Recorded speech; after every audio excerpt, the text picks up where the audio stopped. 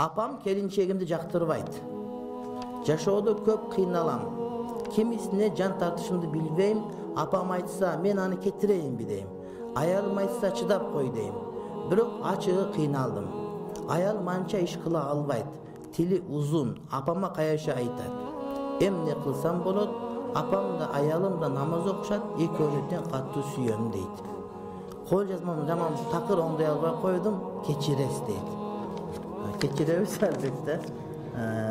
Бирок кыргызчаны оңдоп жазганга үйрөнүш керек, бул маданият. Муну урматтуу бир туугандар, эмне деп айтабыз биз?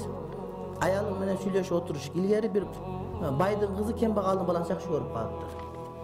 Байдын кызы кембагалдын баласын жакшы көрүп калып. Бала сулуу экен, красавчик экен, сүйүп калыптыр. Анан байдын иш кылышты билбейт экен.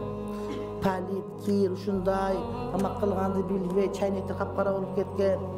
Анан байдын баласына, кембагалдын баласына карап отуруп айтыптыр, бир күн ооруп калыптыр. Эмне ооруп атса, ушул чайнек капкара кир болсо көргөндө эле жийиркен ооруп калам. Анда эмне кылайын? Баланы сүйөт да. Апам ушуну кум менен жуйт эле жакшылап, жылтырап калат эле деп. Анан кыз ошентип жана сүйгөнчө кум менен жуп, чайнек жылтырап калып, бала жакшы болуп калыптыр.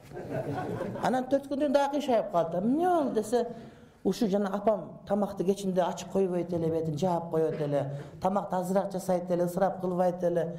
Ошентип үйрөтүп алыптыр. Ошо саңа урматтуу бир тууганым кеңеш. Ушундай. Сен сүйсөң, ал дагы сүйдүргөнгө аракет кыл, анан дагы жекече жолуксаң айтып берем дагы бир некелерди иншалла.